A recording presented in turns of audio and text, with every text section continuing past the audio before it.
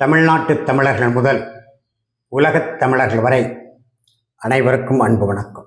அன்பிற்குரிய தமிழர்களே, இன்றைக்கு நாம் ஒரு வருத்தமான செய்தியை அனைவரும் பகிர்ந்து கொள்வது நல்லது என்று கருதுகிறேன். ஏனென்றால் இந்த வருத்தமான ஒரு நிகழ்வு சென்னையிலே எதிர்காலத்தில் எங்கும் நடைபெறக்கூடாது என்கின்ற எண்ணத்திலே இதை பற்றியான செய்திகளை நாம் பகிர்ந்து கொள்வோம்.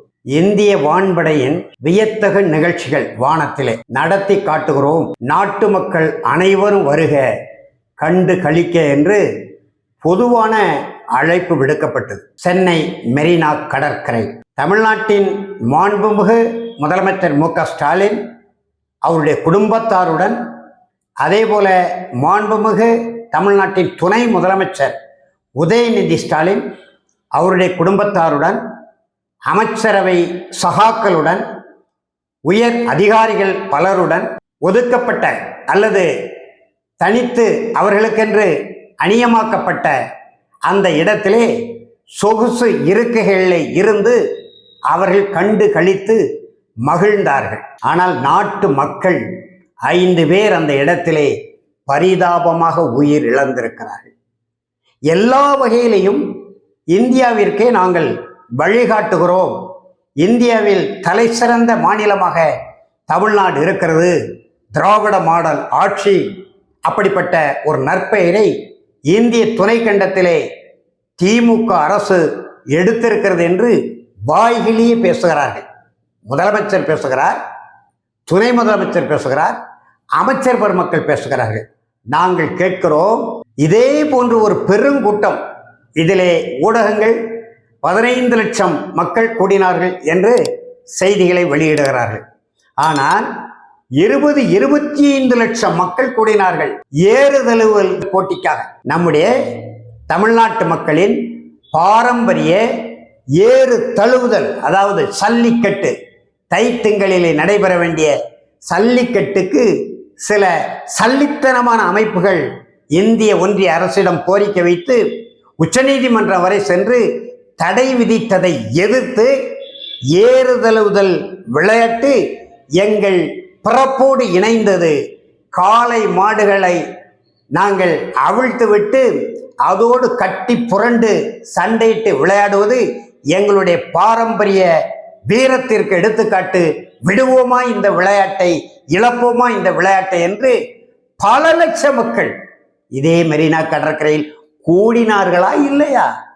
நீங்கள் ஒரு 500 பேர் அல்லது 1000 பேர் மக்களுடைய நலன் கருதி போராட்டத்திற்காக மெரினா கடற்கரையில் இசைவு கேட்டால் காவல்துறை அனுமதி மறுக்கிறது. போராளிகள் அங்கே கூடுவதற்கு இடமில்லை என்று தடை விதிக்கிறார்கள்.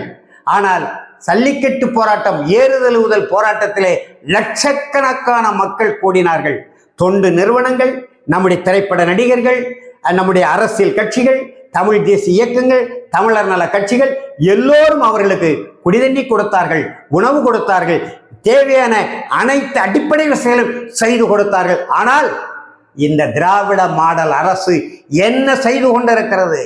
காவல்துறையை கையில் வைத்துக் கொண்டிருக்கிற மாண்புமிகு முதலமைச்சர் மு.க. ஸ்டாலின் அவருக்கு பக்கத்தே இருந்து அலுவல்களை கவனிப்பதற்காக விளையாட்டுத்துறை அமைச்சராக இருந்த தன்னுடைய அருந்தவ புதல்வரை நாட்டில் வேறு வேலையே இல்லை, இது ஒன்றுதான் வேலை என்று கருதி அமெரிக்கா சென்று திரும்பியவுடன் பழுக்கவில்லை என்று சொன்ன செய்தியை இவராக தடிகுண்டு அடித்து பழுக்க வைத்து துணை முதலமைச்சர் ஆக்கினீர்களே.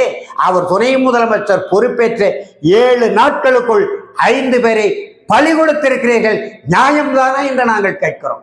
உங்களுடைய அரசு கையாளகத்தனத்தால் நீங்கள் உங்கள் தலைமையில் தான் காவல்துறை இயங்குகிறது.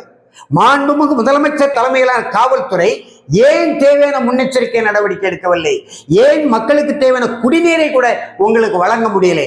லட்சக்கணக்கான மக்கள் கூடுவார்கள் என்று எதிர்பார்க்கப்பட்ட நிலை அவர்களுக்கான கழிப்பிட வசதி, குடிநீர் வசதி, நிழல் வசதி ஏன் செய்து தர முடியவில்லை என்று இன்றைக்கு நாம் அல்ல, சிங்கப்பூரிலே இருந்து ஒரு தமிழ் தங்கை, ஒரு தமிழ் நங்கை முதலாக சென்னைக்கு வந்து இந்த இந்திய வான்படையின் வியத்தகு அந்த விளையாட்டை காண வந்த அந்த தங்கை அழுது புலம்புகிறார்.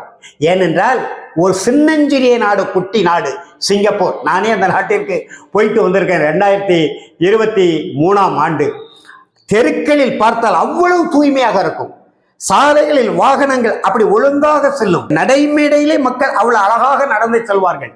எங்கு சாலையில் மக்கள் குறுக்கே போக வேண்டுமோ அந்த இடத்தில் தான் போக வேண்டும். குடிநீர் எல்லோருக்கும் இலவசம். தரமான குடிநீர் அனைவருக்கும் இலவசம் சிங்கப்பூர்லே.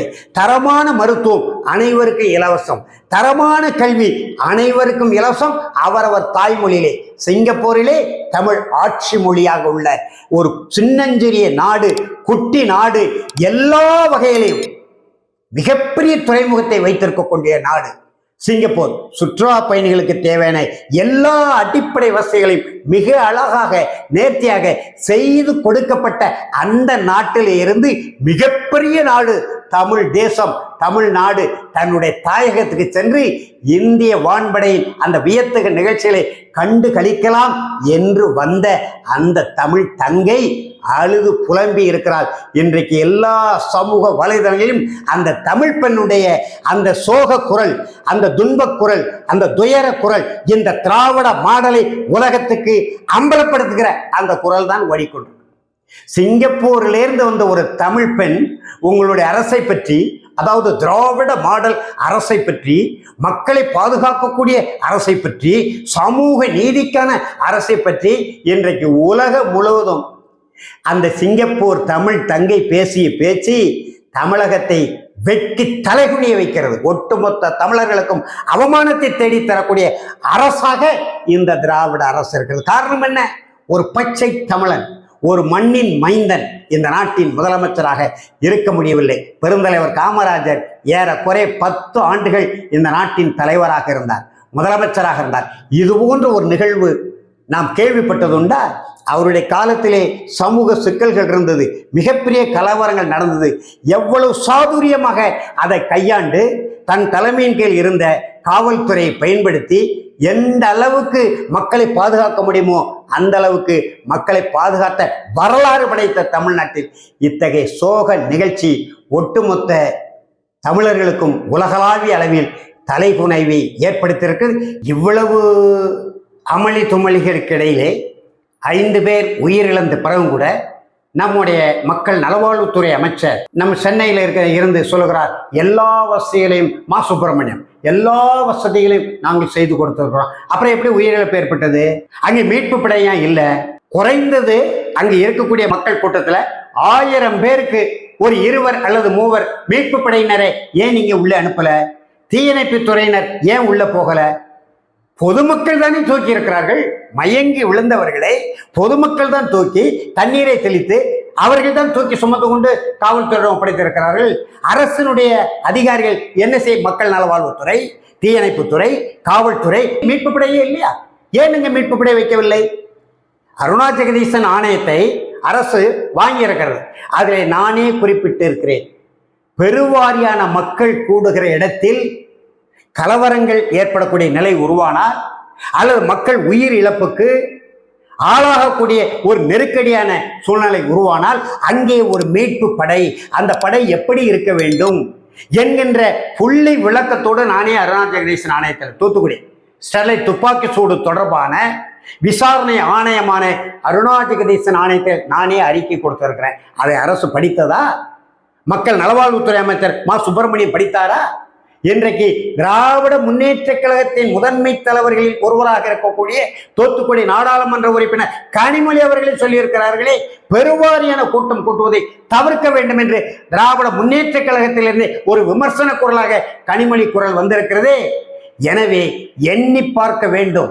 ஒரு உயிர், விலை மதிப்பெற்ற உயிர், மாண்புமிகு முதலமைச்சருக்கு முன்னால், மாண்புமிகு துணை முதலமைச்சருக்கு முன்னால், மாண்புமிகு அமைச்சர் பெருமக்களுக்கு முன்னால், மிகப்பெரிய இந்திய ஆட்சி பணியாளர், காவல் பணியாளர்களுக்கு முன்னால் உயிரிழப்பு ஏற்பட்டிருக்கிறது என்றால் இதற்கு முழு பொறுப்பேற்று இது தொடர்பான வெள்ளை அறிக்கையை மாண்புமிகு முதலமைச்சர் தன் கட்டுப்பாட்டில் உள்ள காவல்துறை வைத்துக் கொண்டுள்ள மாண்புமிகு முதலமைச்சர் வெளியிட வேண்டும். இல்லையால் தார்மீக பொறுப்பேற்று மாண்புமிகு முதலமைச்சரும் துணை முதலமைச்சரும் உடனடியாக பதவி விலக வேண்டும் என்று தமிழ்நாட்டு மக்கள் சார்பில் மட்டுமல்ல உலகம் முழுவதும் வாழக்கூடிய தமிழகரின் சார்பிலே தமிழ்நாட்டு அரசுக்கு கோரிக்கை வைக்கிறோம். நன்றி, வணக்கம்.